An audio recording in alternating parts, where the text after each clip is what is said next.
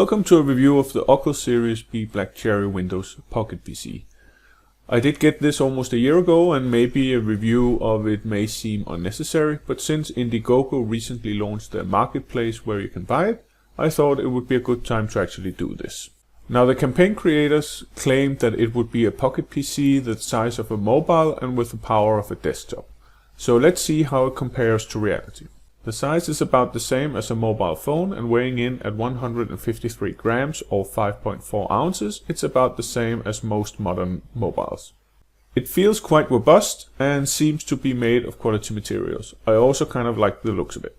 I paid $314 during the campaign for the PC, including Windows 10 Home Edition, and it is currently available for $349 at the Indiegogo Market. If you want to use it as a streaming box for streaming Netflix directly or using Kodi, I would say that there are better alternatives out there. If that is all you want to use it for, you can get an Nvidia Shield for less, and the specs in that one well outperforms this box. This is where the real problems arise with the Black Cherry, the processor. It is so underpowered for running Windows 10 that it's frustrating to use. A regularly experienced CPU hits 99% in the Task Manager, and that makes everything slow down and become laggy. Even when it's not hitting the roof of the CPU, it feels sluggish compared to laptops and desktops. There is noticeable lag when opening programs or even when clicking on menu items. If I open 3 browser tabs, it hits 99% quite often, and this is just for ordinary web browsing. How it can be considered as powerful as a desktop is beyond me.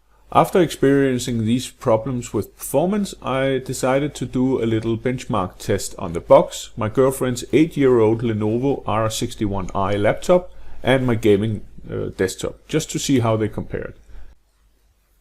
As you can see, it only barely outperforms Lenovo laptop, which is kind of embarrassing. It is of course way behind my gaming desktop, but that was to be expected. I only did it to see what the benchmark scores would be for the 3 different devices. Ah yeah, good old Windows 10 Home Edition. It is not a good fit for the Black Cherry. Windows updates make the box impossible to use when they're going on, as they suck all the CPU out of it. Sadly, since it's the Home Edition, you can't really switch the auto updates off, which means you run the risk of turning on the PC and not being able to work on it for 10 to 60 minutes, depending on the updates needed, because it hogs all the resources.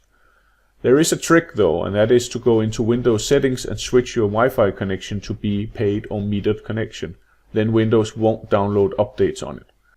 Then there is Windows Defender. That thing also hogs a lot of CPU, and that can't be turned off permanently either. The trick here is to install an antivirus program which will switch it off. I chose AVG's free antivirus program as it doesn't use much CPU on the box. To combat the missing power in this thing, I have tried using both Ubuntu 16.5 and Linux Mint 18.1 as alternative operating systems. Performance-wise, they seem to improve the overall experience. Sadly, Linux seems to have issues with the Intel Atom processors and freeze up quite often. There are workarounds that I found where you can add some parameters in the boot menu that improves this. For me, it was going from freezing up every 20 minutes to being able to run it for 3 to 4 hours without any problems. But that's just not good enough for me, as it is annoying to have to reboot the box every few hours of use. Some people have gotten this workaround to make their Atom-powered PC run smoothly with no issues. It did not do the trick for me on this one, and it seems to be a hit or miss if it works or not. So don't be surprised if Linux won't run on this. I like the idea of a small streaming box for my home, but even as that, it has performance issues. Kodi can run on it, but I noticed that it has lagging problems and sometimes becomes unresponsive.